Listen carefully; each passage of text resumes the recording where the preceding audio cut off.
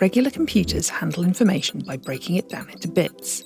Each bit can be described as a 1 or a 0, but quantum computers are made of quantum bits, or qubits. Thanks to something called quantum superposition, a qubit can exist as both a 1 and a 0 at the same time.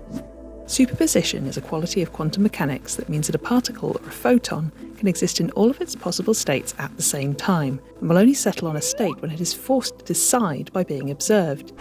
You can think of it as being like a coin toss. When a coin is spinning through the air, it could be said to exist as both the heads and tails at the same time.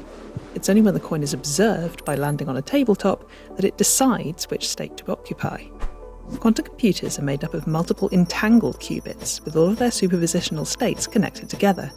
Entanglement is another oddity of quantum mechanics.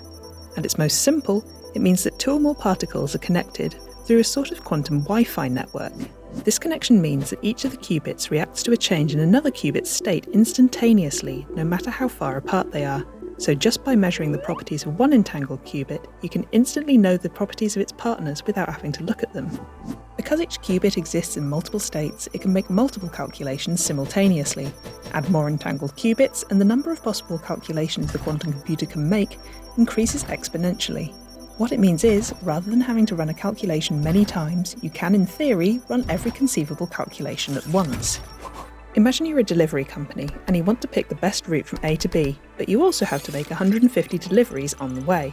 To find the most efficient route, a normal computer will have to look at tens of thousands of options individually and then compare the results.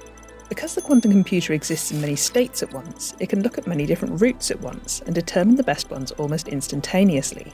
Complex calculations like these with loads of different variables can become thousands of times faster. Unfortunately, just adding more qubits is not as easy as it sounds.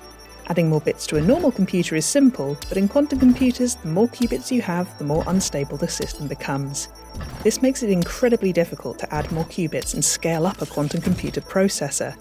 What's more, superposition and entanglement are very unstable states, and the slightest interference, such as vibrations or radiation, can cause these states to be disturbed or collapse. This is called quantum decoherence, and when this happens, the broken qubit must be replaced. This means that qubit-based processors need to be kept carefully isolated from the outside world by using vacuums, dampening vibrations, and shielding them from radiation. Due to this level of complexity, you're unlikely to ever have a quantum computer on your desk or in your pocket.